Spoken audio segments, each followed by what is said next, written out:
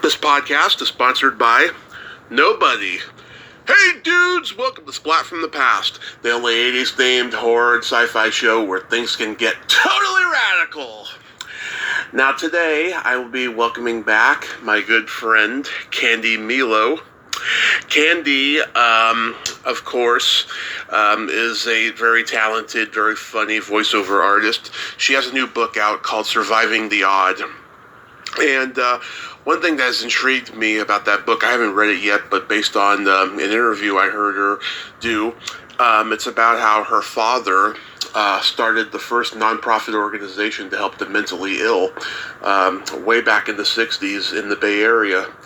And I want to talk to her about that because it's still an ongoing problem that we still haven't solved in today's society. And it's going to be a great conversation. I just love Candi. She's a sweet, compassionate person and so damn funny. I love talking to her. And it's going to be a great conversation. It's also the 30th anniversary of Cool World. I was hoping to squeeze in some anecdotes about Cool World too, because we talked a little bit about it last time. And it's going to be a great conversation as the blessings continue, and thankful November is so off to a great start. So yeah, here is my new interview with Candi Milo. Hey Candi, welcome back. Thank you, Tommy. How you doing? I am doing okay, man. How about you? Oh my God! Yesterday, when we were supposed to do this, I was freezing cold, but now the sun is out and I feel great. I am so glad. Yeah, we had a wonderful rainy day here in Los Angeles, and you know we need it so badly that it was just so great. But I was so cold. Oh my gosh! So cold. Oh yeah, you could make a snow cone in my navel. Oh my God, because of you, Mark Hamill liked my post about you coming on again. I love that Mark Hamill is so responsive and generous on Twitter, and, you know, he is just a gentleman, and he knows that any retweet or anything that he likes helps everybody involved, and it's just he's such a good human being. He just really is. And too cute to boot, and such a nice guy. Really, truly, such a nice guy. Oh, yes. Oh, that was so awesome. I couldn't believe it when I got that notification. So, how does it feel to be a celebrated author in the making? You know, I think had I written, you know, a tell-all, which I would love to do about voiceover. I just would love to do that, only if I never wanted to work again. I'd love to do a tell-all in the true story of voiceover, or a true crime or something. I think it would be easier than writing about my family and my childhood. Yeah. I think it's all, it's very difficult because some of it was very traumatic.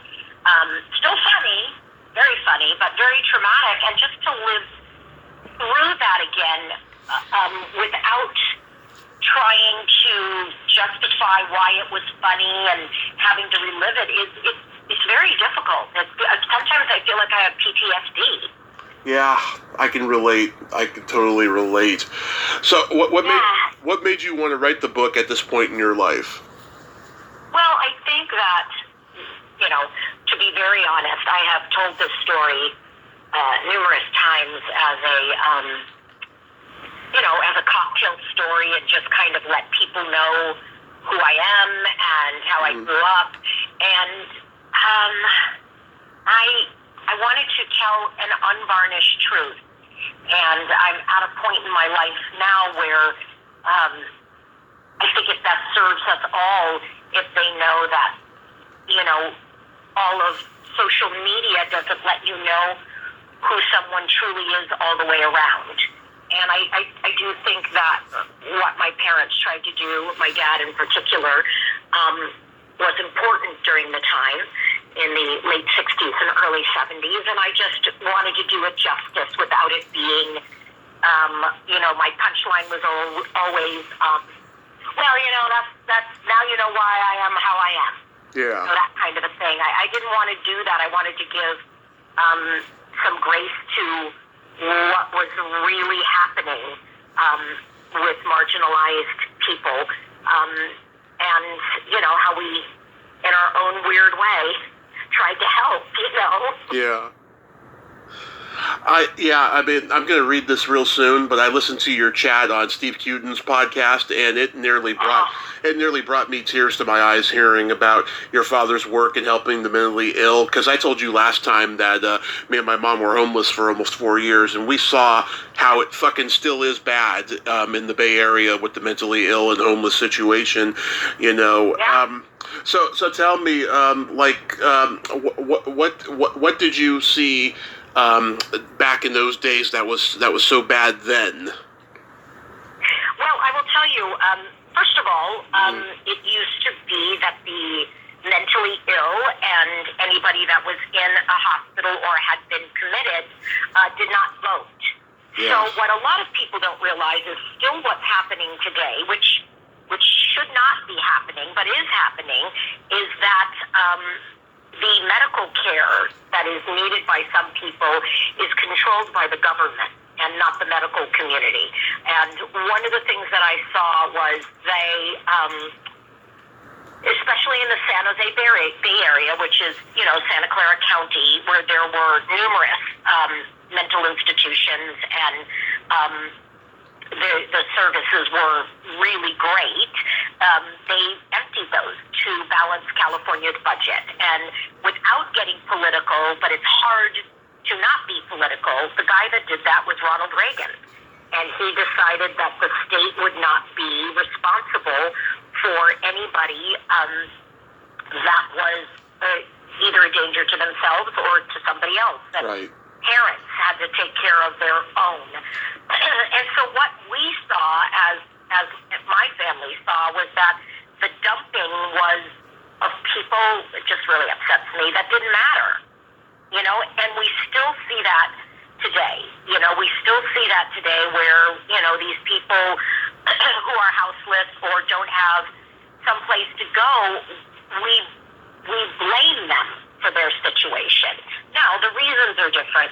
In the 1950s and 70s, they were releasing everybody from the mental institutions, everybody, whether they had been there their entire life and didn't know how to read or write or get a job or get housing. They just put everybody on the street. And the plan was, which is what my dad did, was to open up halfway houses where you'd be still in a group home, semi-institutional setting before you could go into independent housing. And what you had was the idea, kind of like trickle-down economics, which never worked, was that you would be taken in by your family. So there was a lot of that, Tommy, that personal responsibility stuff where you had to get your family. Well, families could be dead and nobody took their kids in, and everybody is somebody's kid. And no families, very few families took them in. They were shoved and pushed around, and they, much like what they did in Los Angeles and from other places, they sent them state to state.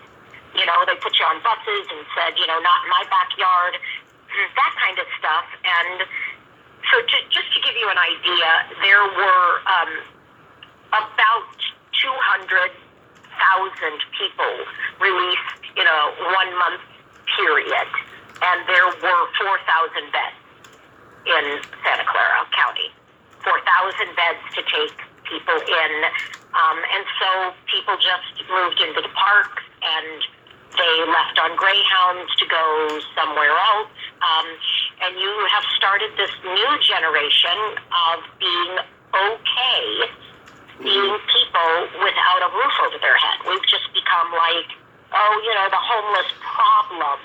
And I'm like, dudes, these are human beings that have no place to live. Do you think they want to put their head on a on a cement slab at night? Do you think they want to have their kids out in the street? This is not a this is not a lifestyle choice, but it's so accepted to have demonized the victims of what now has gone from mental illness. We still have the mentally ill prevalent on the streets because there is no place for them to go except prison. So we look at people still blaming them and do nothing, but we look without giving a dime or looking at them completely in the eye because we've been brainwashed to believe that they're there because of their own choice, something that they did. Shame on you. Shame and blame the victim. So, I wanted to tell the story about how we tried, how I grew up in all of this. I was very young. I was 7 when the house opened, and 7 or 8. I was 7 when I think my dad got the idea, and I think 8 by the time we opened, and we got the patients, and my dad, called them the residents. We got the dregs of the dregs. We got whatever was left. Yeah. And they were severely incapacitated, and my dad ran this home like a nightclub.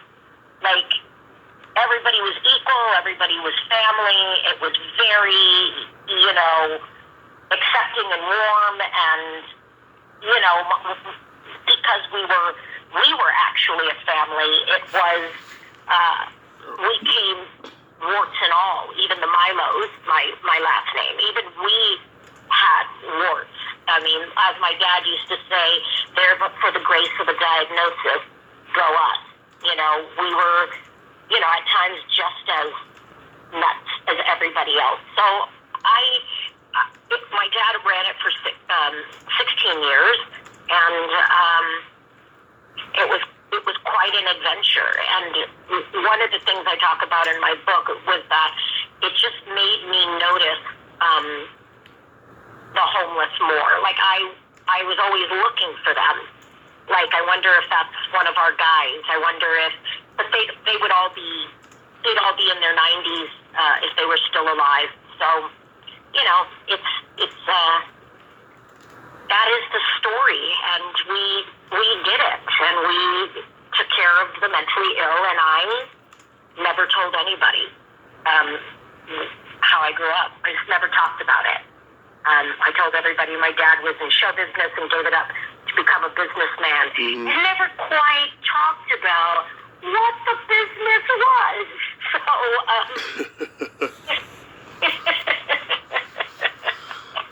yeah. So it is, I can say that my dad was a stand-up. He was a big nightclub performer, and, nightclubs went the way of,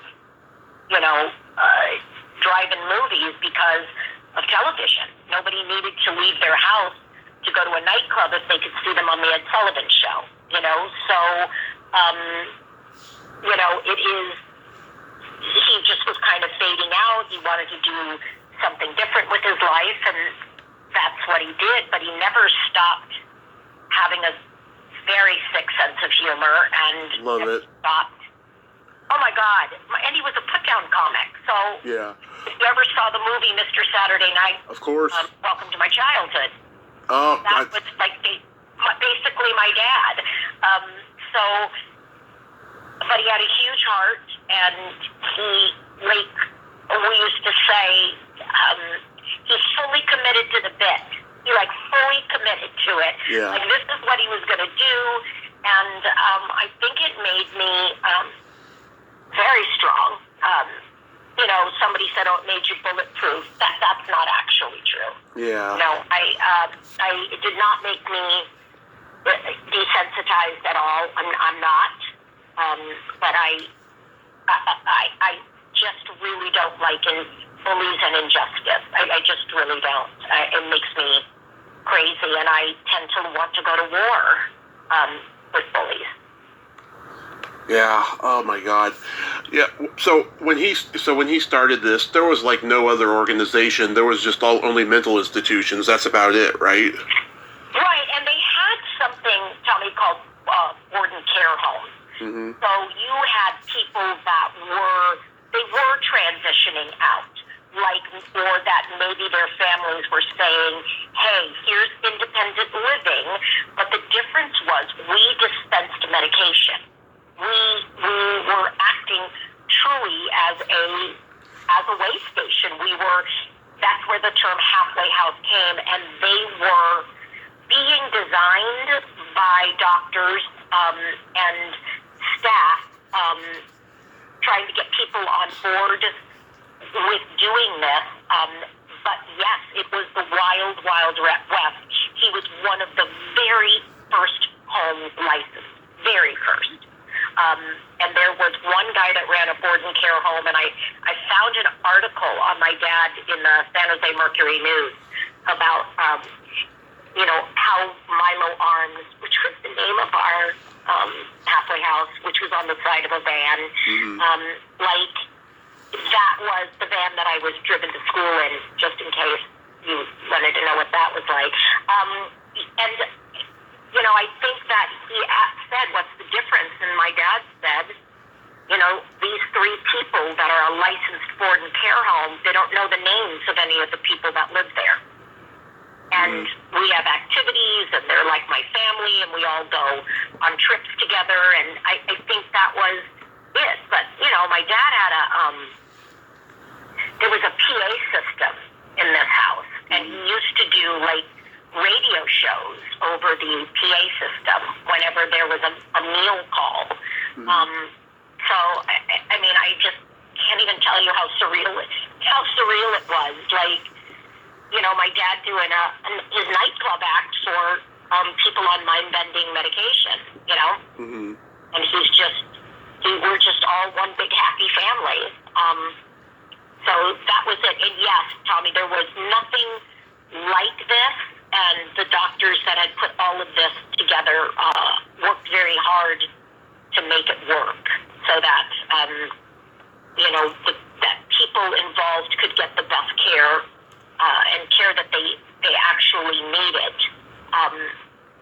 which was sometimes, as you know from being homeless, that people will give you a lot of their opinions on what they think is best for you. Oh, yeah. Why I think religious shelters fail so badly is that not everybody who is houseless or having moved past mental illness, not everybody is incapacitated to think for themselves, That's not a thing.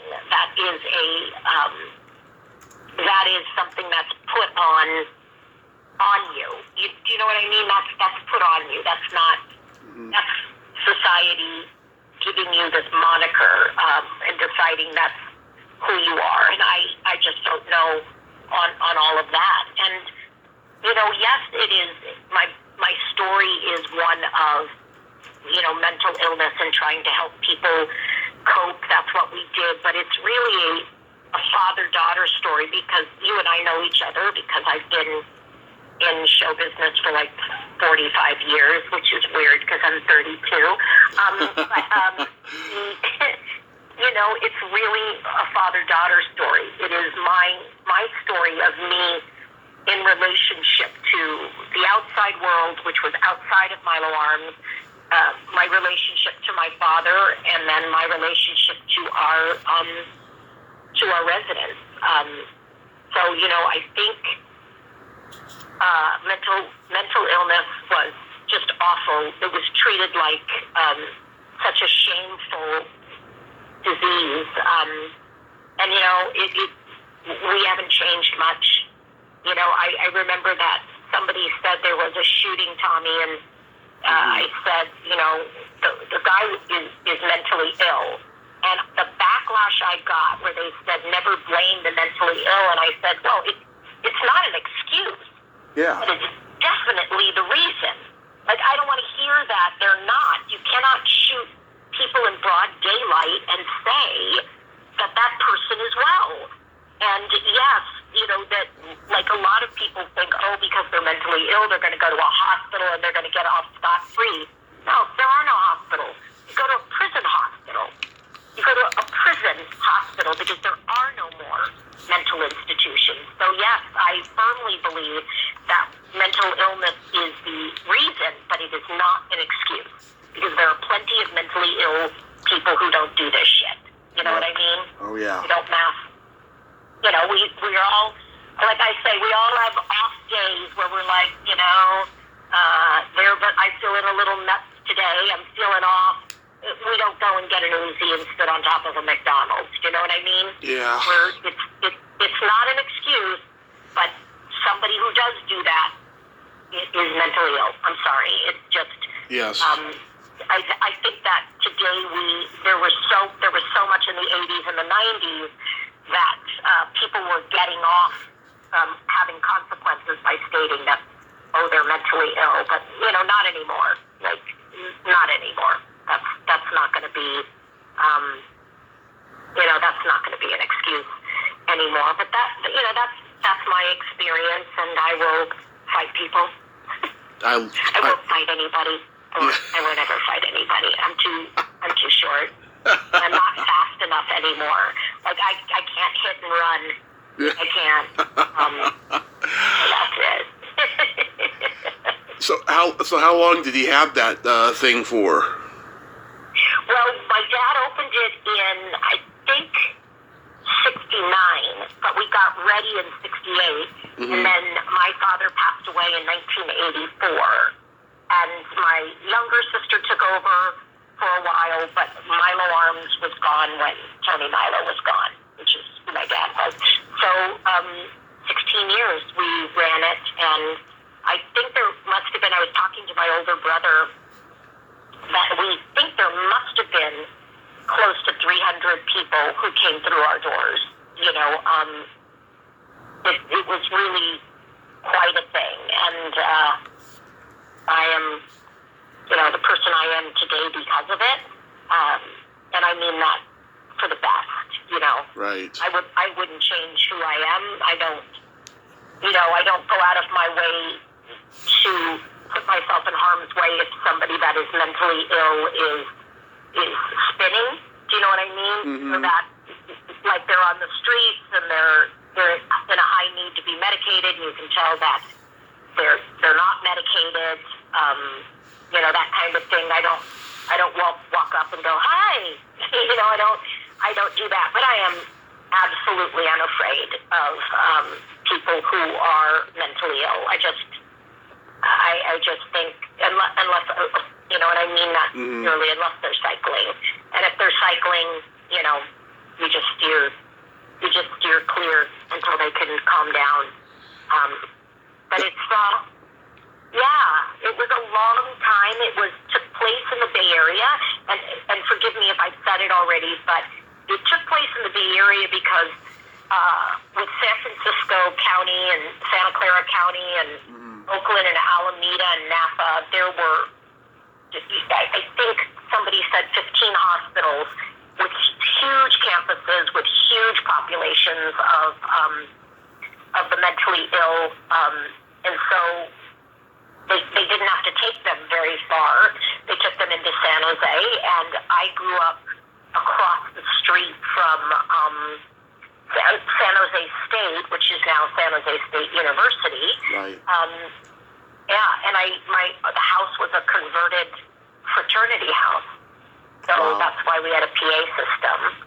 And just so you're clear, and your listeners are clear, that my dad was broke. He had to borrow the money to get the house, and so he didn't have any money for a separate house, so we all lived in the house with them for the first year or so until he could get the property that was next door. And then we lived next door to the house, and my neighborhood growing up had like a 7-Eleven in each self-sufficient and college students, but we weren't allowed on the campus because we were kids. Mm-hmm. So, you know, it was not what is it, Ozzy and Harriet lifestyle. That wasn't it. There was a lot of anxiety every day, just like, oh my God, who's going to flip out today? Let's just see who's tonguing their medication. In a good way. In a good way. I love that. So recently you went back to San Jose for a book signing. How was that? Well, first of all, I absolutely loved growing up in San Jose. I mean, I really did. It was a great place. It was very almost Mayberry RFD. Just really an easy town to get around in. It was simple.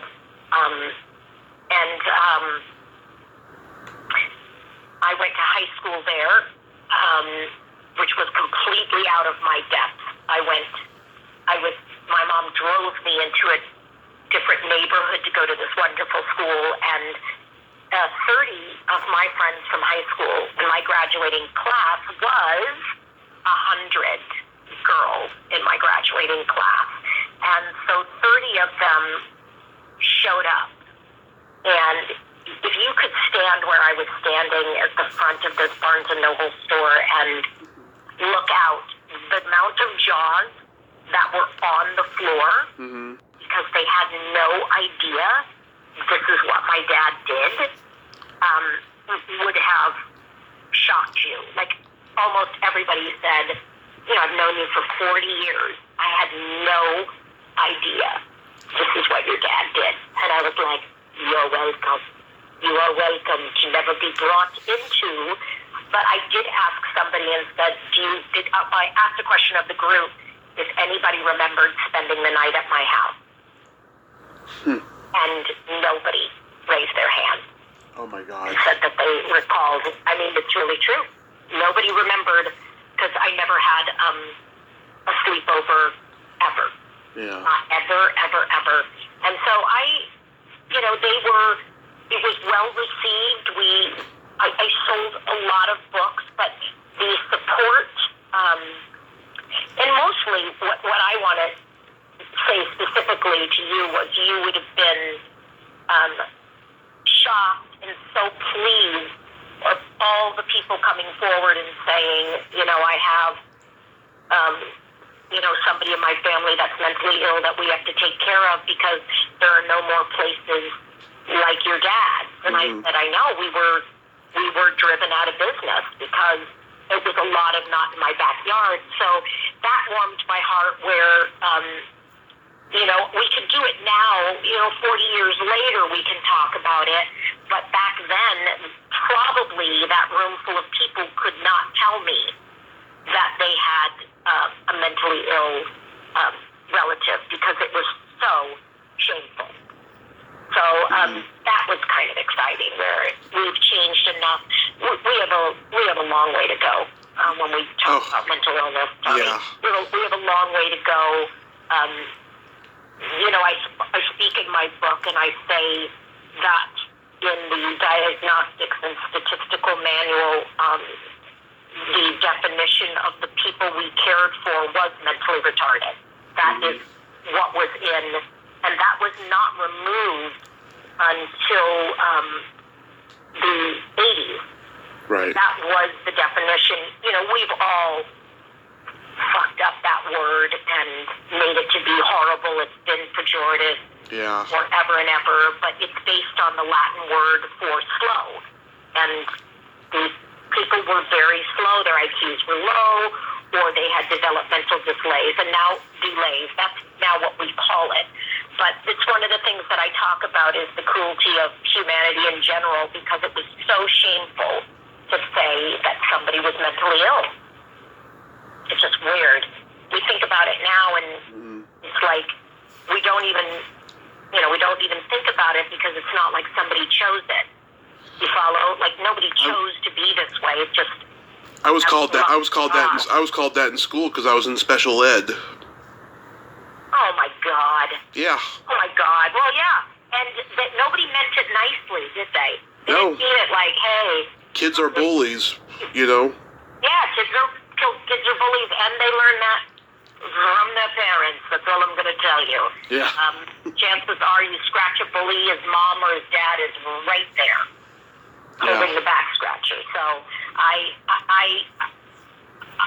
did some of that, and I talk about that in the book, because when you're really little and you're kind of a dick, like that's what you called your brother. You're like, you're such a fucking retard, without ever knowing that there are real people, that this is a real thing. And that was the biggest eye-opening for me. And also that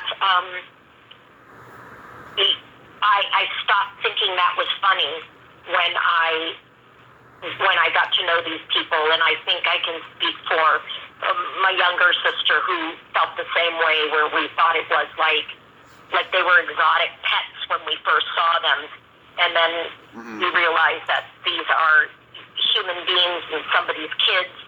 And it was, it was quite eye-opening. And like I said, my dad used to say, you got a big mouth and no muscle. So make sure you can run. Because to defend somebody who can't defend themselves was something I was required to do. And learn how to stick up for people who couldn't stick up for themselves. And that was also a big lesson. And it makes me very wary now, Tommy, of who I choose as friends. Yeah. And the deliberately cruel and the people who think it's neat to be a mean girl or a mean guy, I just, I don't got time. I'm uninterested. Same here. Why you hate yourself, right? Right. Like there's just, I loved George Carlin, who said, punch up, not down. And I think that people have just forgotten that. And they go for the easy joke. I've never found that funny or interesting. Nothing like that. And I can be funny and cool with the best of them. I grew up really a tough little girl, and kind of like a survivor no matter what kind of a thing. So, I think, but I don't know how to tell everybody it's also fucking funny, because my dad was a comic, and we did not know what we were doing. We literally did not know what we had gotten ourselves into. So it was it's very funny as we draw that fine line between the residents and the Milo family as to who was a little nuttier, Yeah. Who's a little more unbalanced would be like, it's just tough, My dad went to the professional school in New York. He didn't go to Harvard, Yeah. That was it. Was there anything you wish that you had put in the book that you didn't? And was there a lot of crying going on during this writing process? It was probably the toughest thing I've ever done was write this. I did work with a writing coach because I had met this guy, Eric Odom, who is brilliant. And we had done a play together out in Palm Springs called Good People a few years back, like I think 2018, right before lockdown. And I think, 2019, right before lockdown. That was 2019, and we met and we talked about it. He read a little bit of my book, and one of the things that he said is, you are dancing around the truth. You go on these long tangents to try and get a joke in to show everybody how funny you are, and I don't know why you can't look at this relationship. And so I did. All of COVID, we rewrote it, and I had written it a long time ago. And all of COVID, we rewrote it and retooled it, and it was a very difficult process because this time I just wanted to tell the entire ugly truth.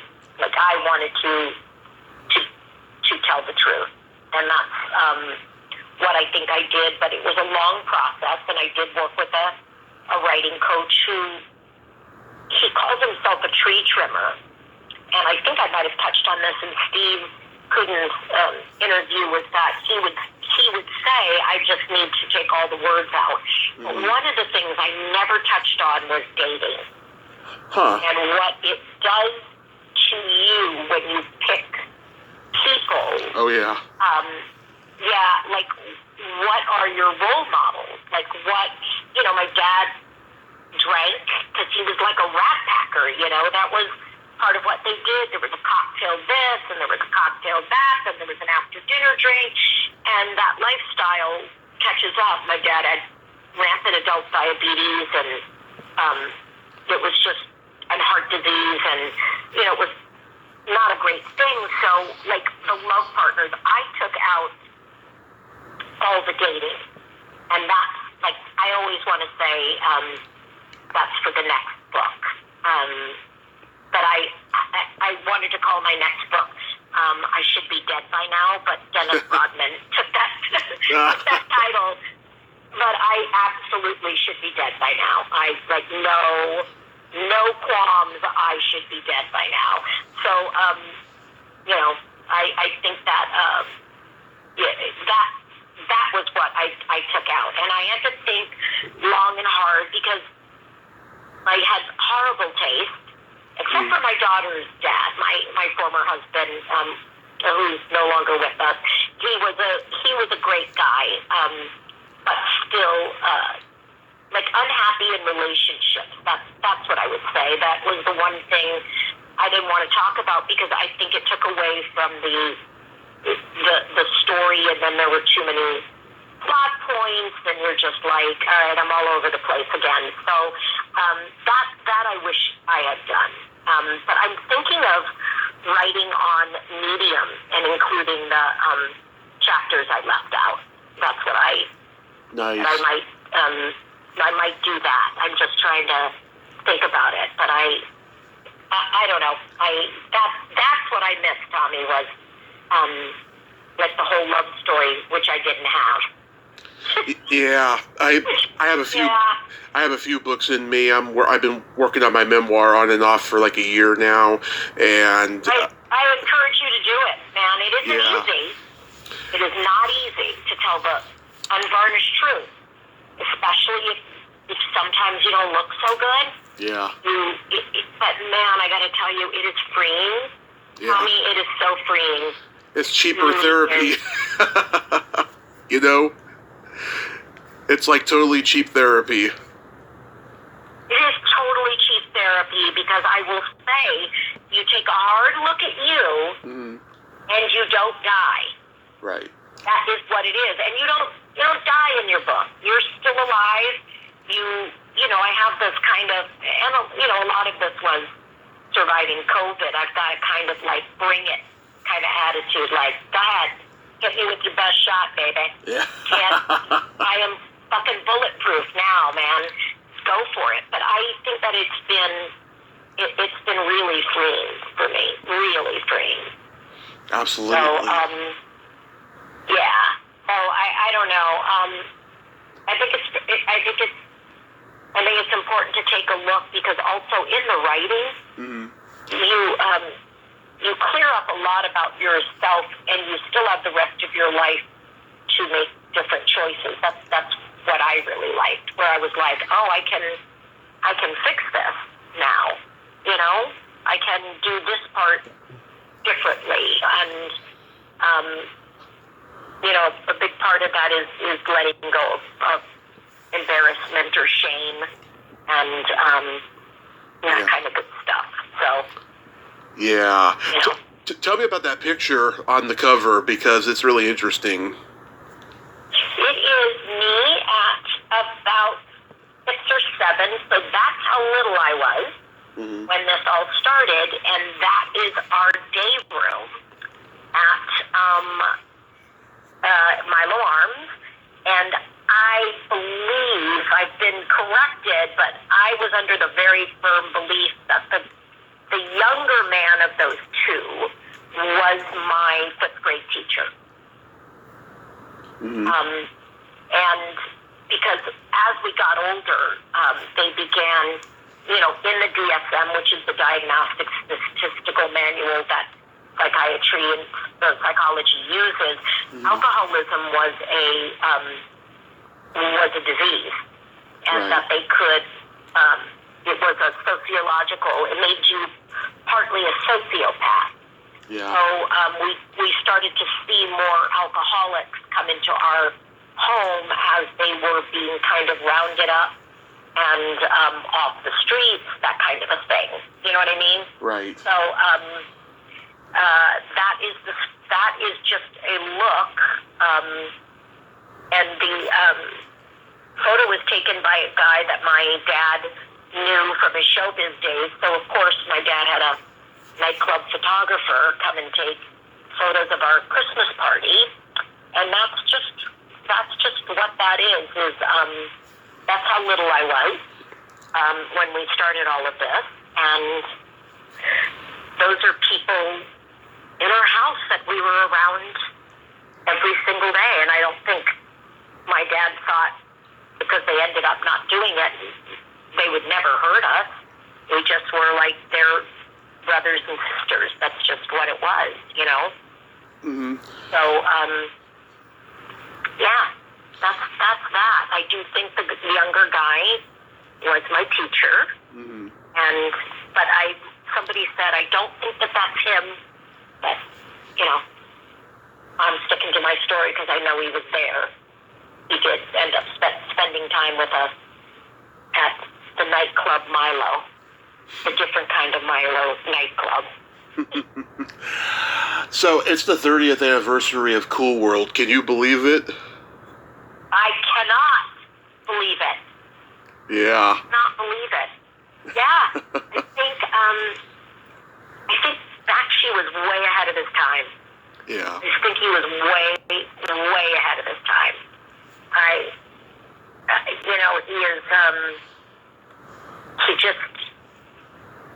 He is, his drawings were insanely good, I should say. That's what I meant to say. He was just his art was way ahead of its time. What he wanted to say, he was way ahead of his time. I don't know. I loved working with him and had such great memories from that set because Pat Penny and I threw all the voices on the set.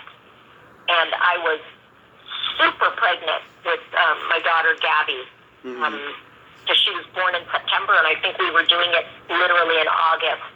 And I just remember how sweet Brad Pitt was and how amazing Gabriel Byrne was as I was like with my pregnant stomach trying to get comfortable and throw voices to them. But it was really a great experience, and Ralph Bakshi could not have been kinder. What a great guy.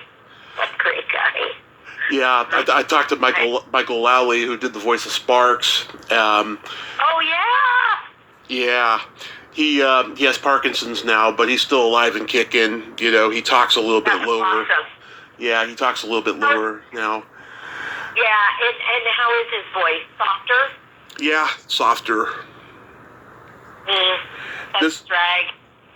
Yeah, this was Ralph Bakshi's last movie before he got sick of the Hollywood system, you know, because he had done all his films independently and sold them to major studios, but this is the first time he actually worked with a major studio, you know, and I guess it wasn't a good experience for him.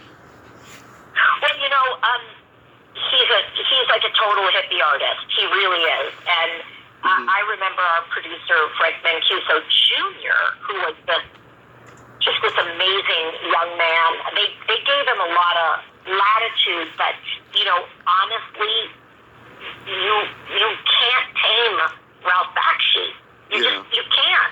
You can't tame this graffiti artist, this anarchist, like he's a beat poet, Tommy, in an artist's shell. He's a, you know, like, that's the best word I could use. He was a total freaking anarchist. Yeah. And this was the wrong thing for him. But he still made a great movie, and I think that once it happened, like, nobody at Paramount really knew what to do with it, if that makes any sense. Like, they were like, well, how do we market this? Like, Yeah. what is this? How do I, like, sell this to people? And I think, I just did the Space Jam 2, and I think we had that same issue with their marketing team. Like, how do we market something that isn't the original? Do you know what I mean?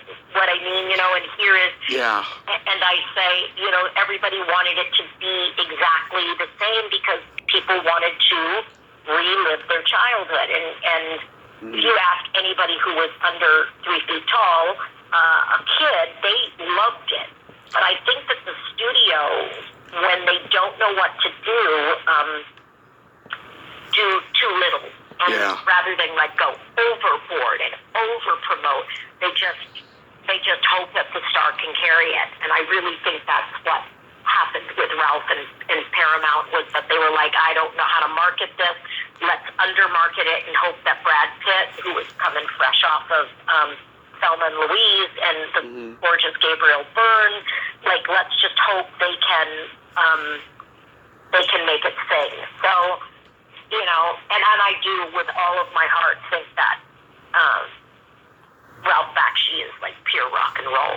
He's like rock and roll art, Yeah. He's a rock and roller, and I think the studio system, I agree with you, Tommy, was not the right fit for him. Yeah. Do I think he was mistreated? No. I think that there was nothing anybody could do that would have been short of just letting him make his typical Ralph, X-rated pictures. Short of that, there was nothing you could do to make it right. He shouldn't have made a mainstream film. I'm glad he did, but that same time, Bebe's Kids came out from Paramount, and that movie didn't do well either. Yeah. Right? Yeah.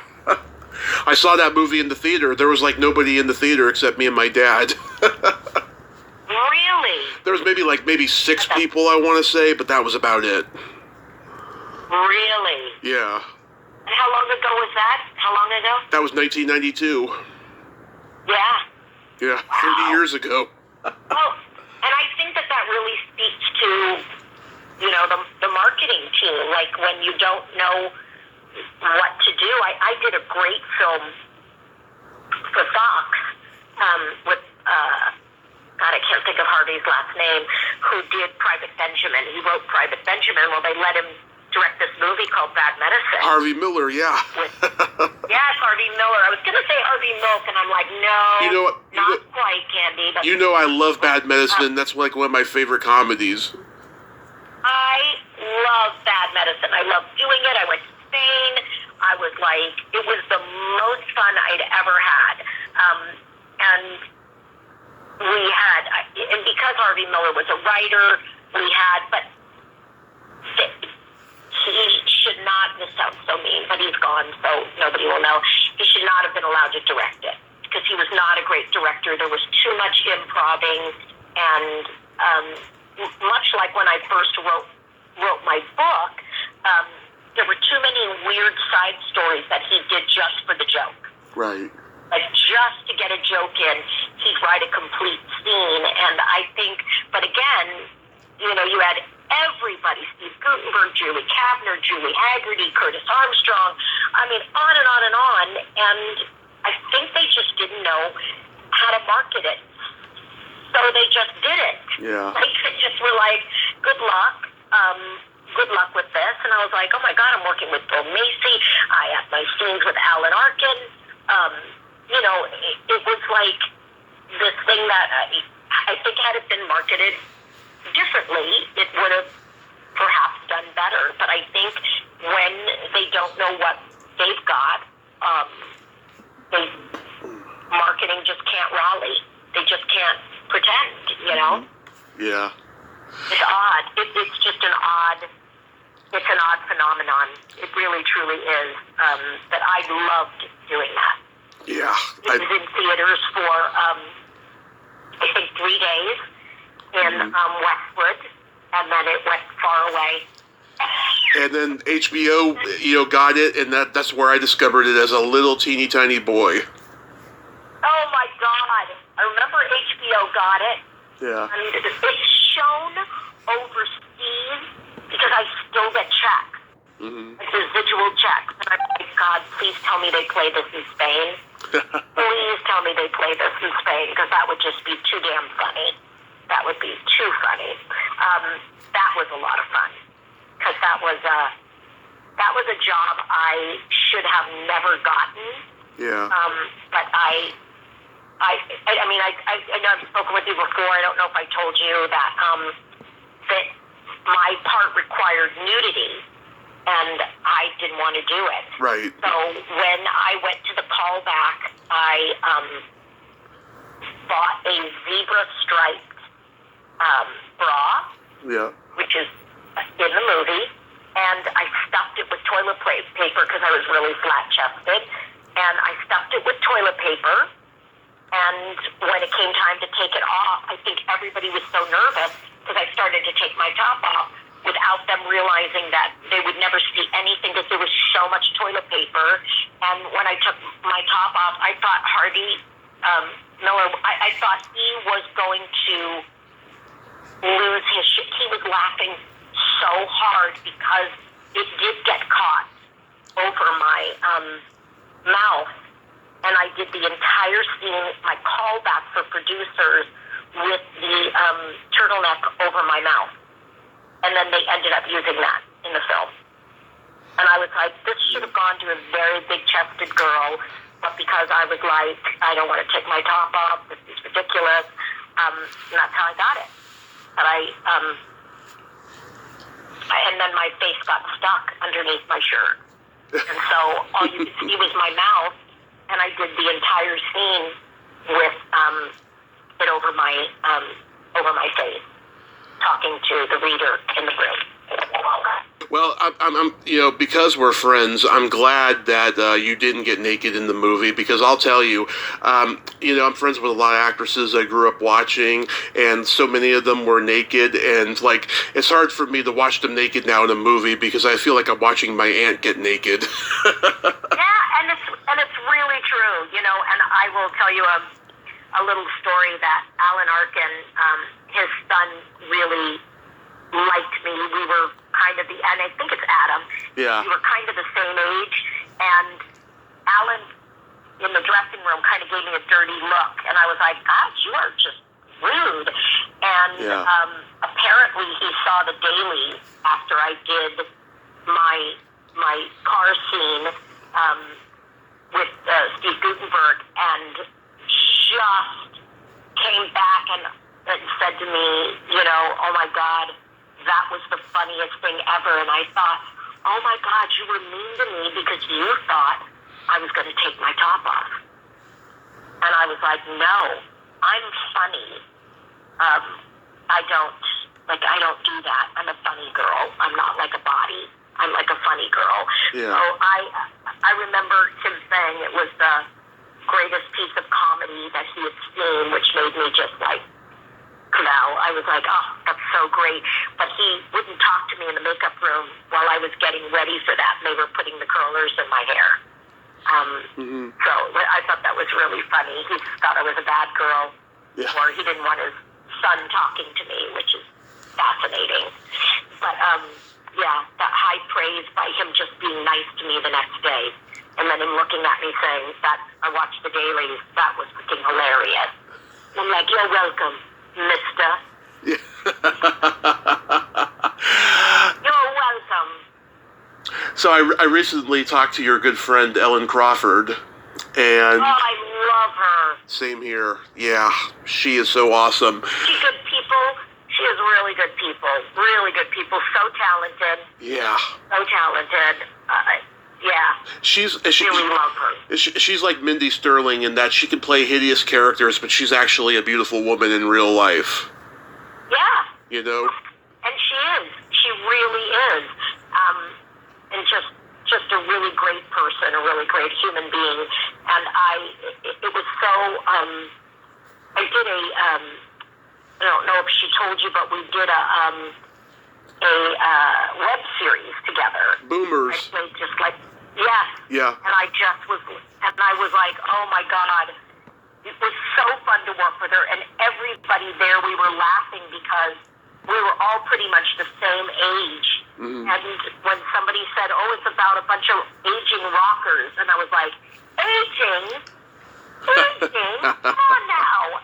If you're a rocker, you never age. Right. Never age. Ever. It's done. You're over it. Yeah, she was truly amazing, and her career is decades long, and she never stops working. I have a friend like this, Danny Kennedy, who just works all day long. That's all she does. As we're all just trying to be the next Betty White. Damn it. Yeah. Yeah, I watched a couple episodes of Boomers. I thought it was hilarious. It was sharp without being body, and I love body humor, right. But this was really, really cool. I liked it. Yeah, I agree. And what I liked best about it was that we were all in the same boat, mm-hmm. and they never did anything cheap like the guys leaving their wives for somebody younger, and yeah. It was never that cheap humor where it was stereotypical, older, everybody just, and it's Barry Pearl. I mean, come on. Yeah. He's a genius. That's all I'm going to tell you. Very talented guy. Absolute, so talented, so kind, also a big supporter of the mentally ill. He works with special needs kids. I think the world of Barry. I think he is, like Ellen, just a wonderful human being. Really, truly, they are like some of my favorite people ever. Yeah. Truly. So how? I know you had the incident recently with your hand, but how's your foot? Because last time we talked, you had surgery like months before. Oh my gosh, that was wild. Yes, hand is fine. So somebody was working around the house outside and left a hose, and I hopped over it, and it got tangled around my foot. And down I went, like a sack of hammers. Oh, my God. And so, to protect my face, what did I do? I landed on my wrist. But my wrist is fine. My face is fine. My wrist is fine. I'm just beat up. I'm bruised. But it wasn't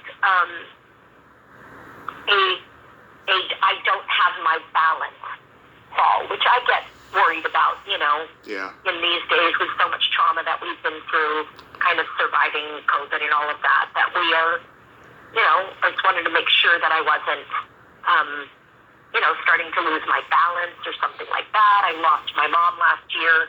Oh, I'm sorry. To a fall, and it was not great. So I wanted to make sure, but no, I hopped over it, because I'm 12.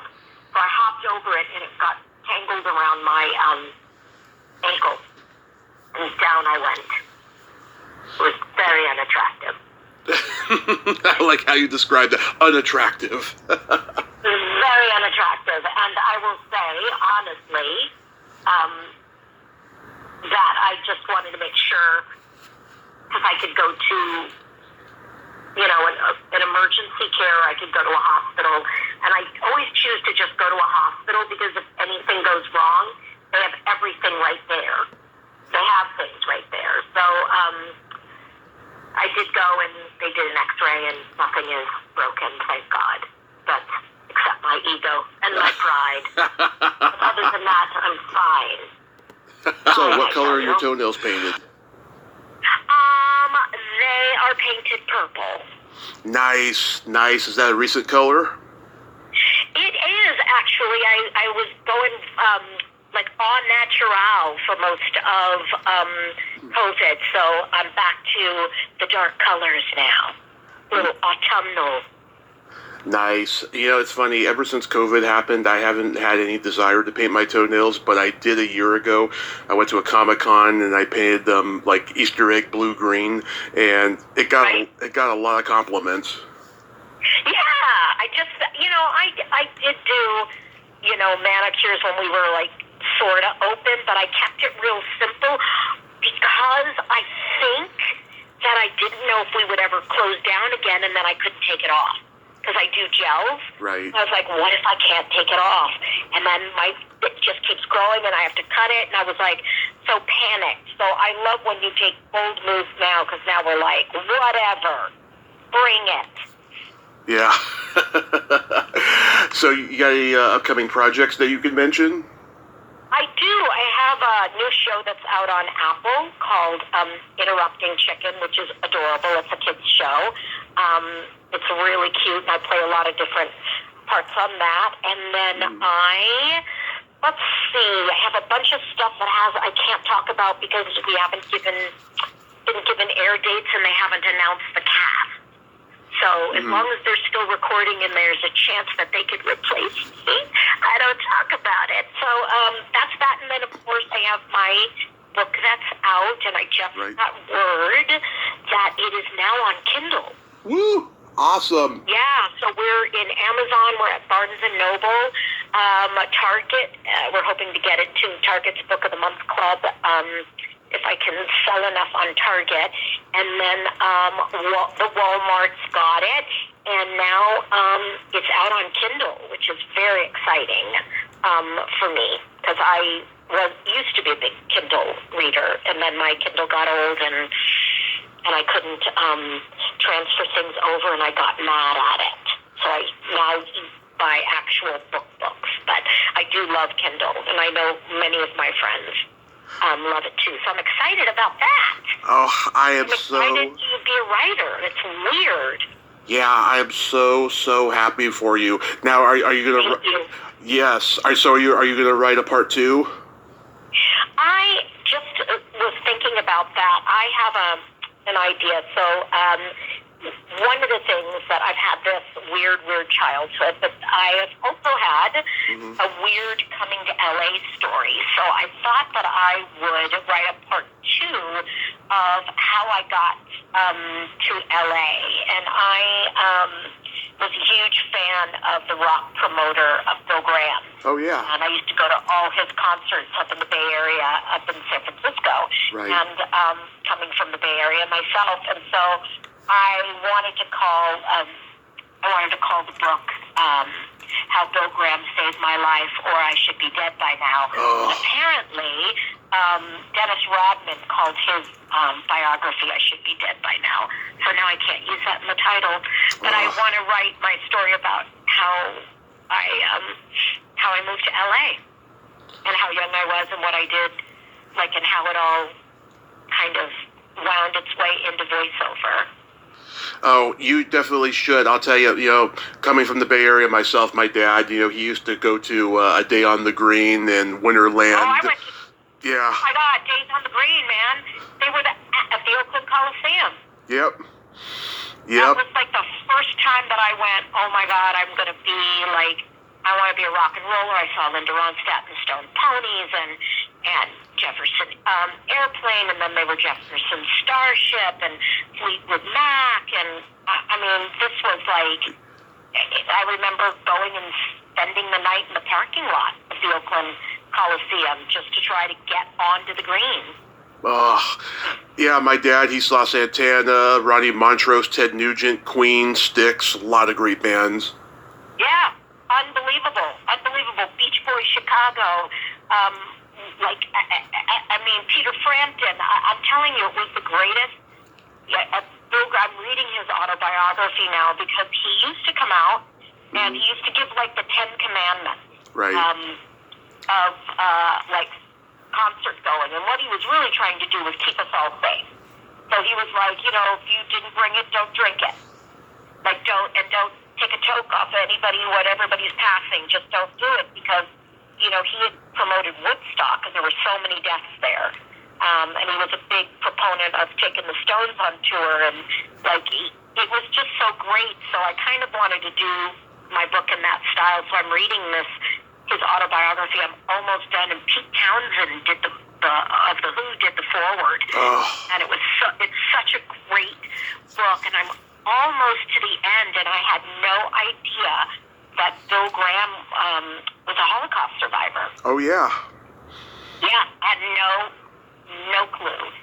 But it's such a great autobiography, and it's been hard to promote my book and read, but I'm just about ready to start like a part two. And Bay Area music was very different than the LA scene. Even Bill Graham talks about that. It was very much the Fillmore, and then the Fillmore East, which was a club that he had in the Village in New York. But the Fillmore in San Francisco was as good as the Oakland Coliseum. He was a hell of a promoter, and this book is amazing. And so I'm trying to figure out.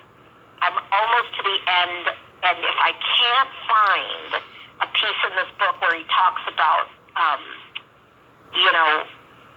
giving the 10 Commandments when he used to walk out on stage, because he used to come out and introduce the bands that he brought. Right.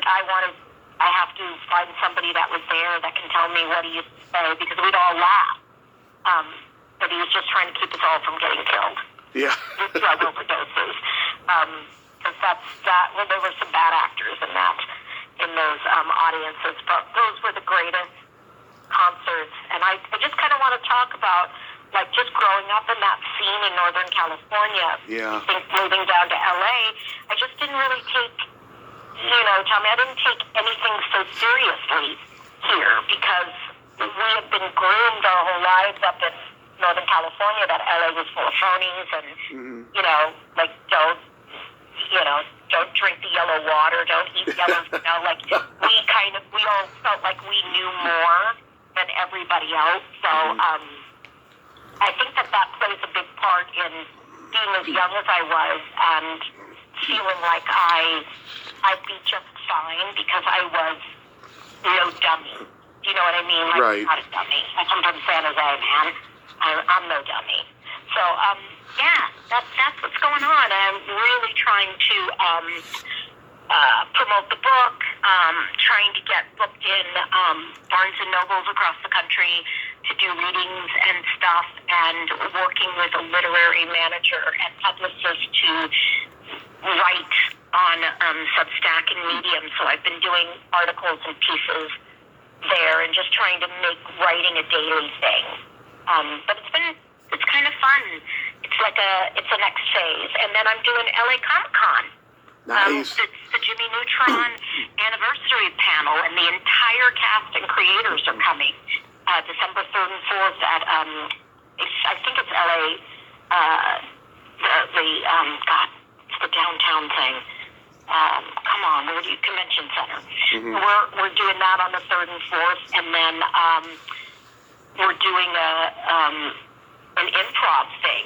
Rob Paulson, Jeff Garcia, myself, Fred Tatasciore, Mark DiCarlo, Megan Cavanaugh. We're going to be doing improv at the Continental Club on Saturday night after we finish signing at the con. So that's kind of fun. I haven't done improv in a while. We'll see. Tell Megan Cavanaugh I'd love to have her on the podcast. I've been trying to get in touch with her for a while. Such a good human. She is such a good girl. She's such a good human. She's so talented, and she stays so busy.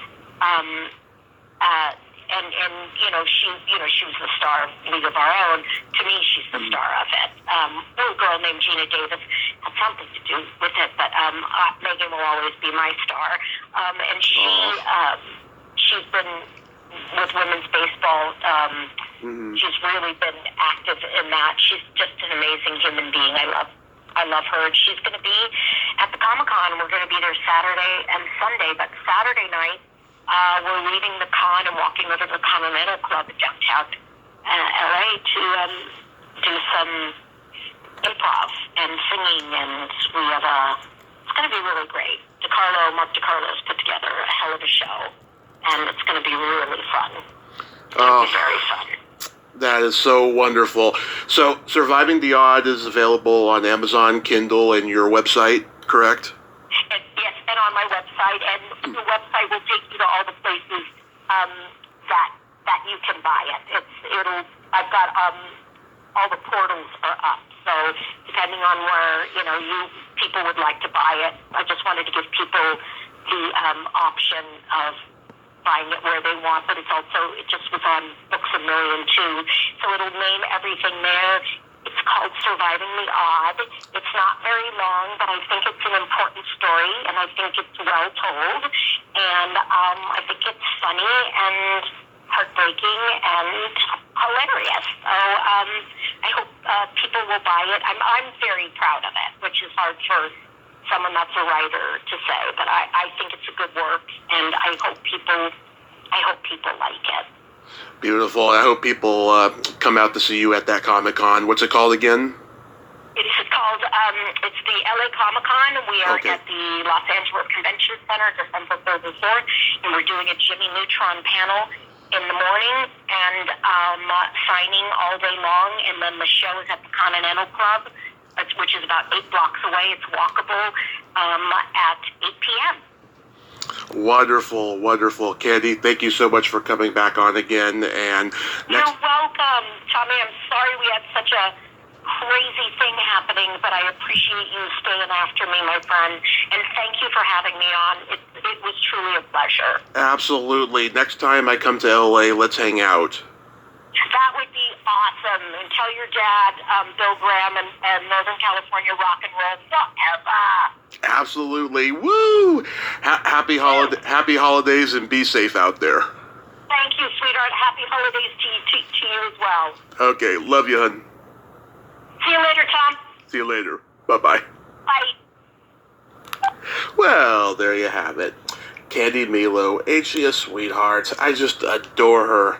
Just so everyone knows, we recorded the first hour of that interview on Thursday, November 3rd, and due to lousy weather, we had a phone malfunction. There was a little rainstorm going on here in Redding, but today the sun is out, and we finished the interview, the last 10 or 12 minutes, on Saturday, November 19th. I hope you all enjoyed it. Get Candi's book, Surviving the Odd, because she has certainly survived the odd, and she is amazing. Well, until next time, this is Tommy Throwback Kovac saying, there's no shame in living in the past, because the present sucks. Later, dudes.